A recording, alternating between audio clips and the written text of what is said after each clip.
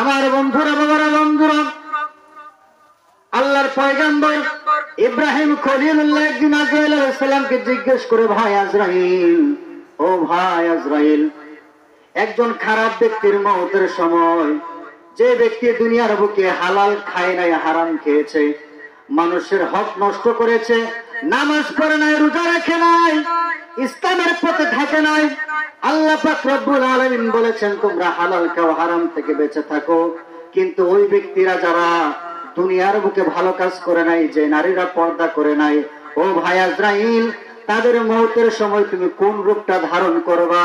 আমি আল্লাহর পয়গম্বর একবার দেখতে চাই। পড়েন সুবহানাল্লাহ। আমার বন্ধুরা খুবই মনোযোগ দিবেন। আল্লাহর পয়গম্বর ইব্রাহিম খলিলুল্লাহ যখন আজরাইল আলাইহিস সালামের কাছে বলল, হযরত আজরাইল আলাইহিস সালাম ডাক দিয়ে বলে, আল্লাহর পয়গম্বর, ও আল্লাহর পয়গম্বর, এটা এমন একটা রূপ, এটা কঠিন রূপ, যদি আপনি নবীকে আমি দেখাই, আপনি নবী সহ্য করতে পারবেন না। পড়েন সুবহানাল্লাহ। বলতেছে আল্লাহর পয়গম্বর আপনি সহ্য করতে পারবেন না, খুবই কঠিন রূপ। আল্লাহর পয়গম্বর ইব্রাহিম খলিলুল্লাহ ডাক দিয়ে বলে, ভাই আজরাইল, আমি দেখতে চাই একজন খারাপ ব্যক্তির মওতের সময় আপনি কোন রূপটা ধারণ করেন, দয়া করে আমাকে দেখান, আমি সহ্য করতে পারবো। বলতেছে আমি সহ্য করতে পারবো, আমাকে। হযরত আজরাইল আলাইহিস সালাম যখন আল্লাহর পয়গম্বর বেশি বেশি বলতে লাগলেন, তিনি বললেন, ঠিক আছে আল্লাহর পয়গম্বর, আমি আপনাকে দেখাবো একজন খারাপ ব্যক্তির মওতের সময় আমি কোন রূপটা ধারণ করে। পড়েন আল্লাহু আকবার। বলতেছে ঠিক আছে, আমি আপনাকে দেখাচ্ছি, তবে আল্লাহর পয়গম্বর আপনি একটু ঘুরে দাঁড়ান, আমি রূপটা ধারণ করি, যখন আপনাকে বলবো আমার দিকে তাকানোর জন্য তখন আপনি তাকায়েন। পড়েন না সুবহানাল্লাহ।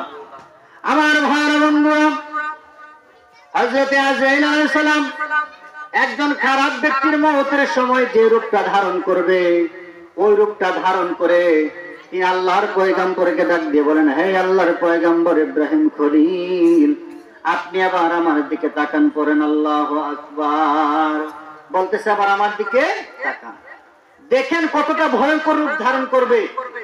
মৃত্যুর যন্ত্রণা বলতেছি না, মৃত্যুর সময় যে রূপটা ধারণ করবে খারাপ ব্যক্তির মওতের সময়, ওই কথাটা বলতেছি।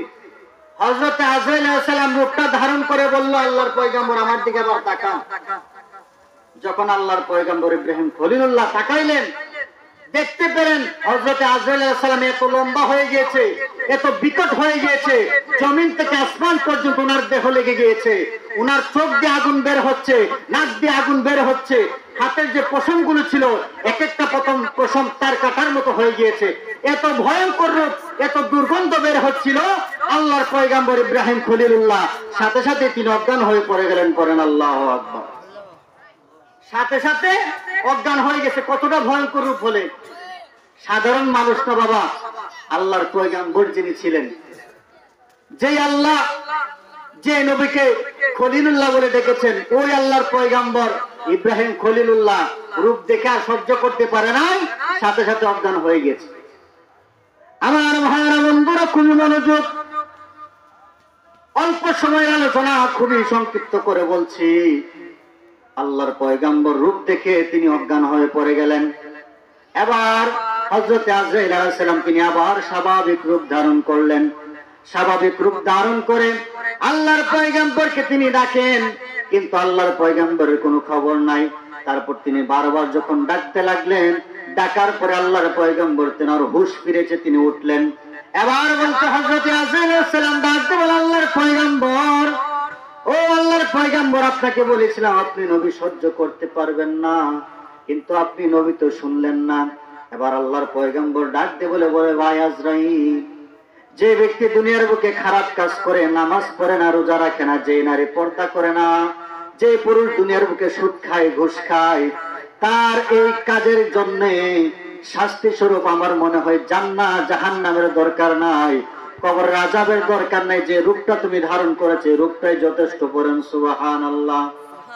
বলতেছে আরে হে, দুনিয়ার বুকে ভালো কাজ করে নাই, নামাজ পড়ে নাই, রোজা রাখে নাই, মানুষের হক মেরে খেয়েছে, হালাল পথে চলে নাই, হারাম খাবার ভক্ষণ করেছে, ওই ব্যক্তিকে শাস্তি দেওয়ার জন্য আল্লাহর জাহান্নামের দরকার নাই, কবর আযাবের দরকার নাই, তাকে এত কষ্ট দেওয়ার কোনো দরকার বলে আমি মনে করি না। তার এই পাপের জন্য, খারাপ কাজের জন্য ও আজরাইল তুমি যে রূপটা ধারণ করো, এই রূপ ধারণটাই যথেষ্ট হয়ে যাবে। করেন আল্লাহু আকবার। তো বুঝে দেখেন কতটা ভয়ঙ্কর রূপ হলে এমন কথা আল্লাহর পয়গম্বর বলে।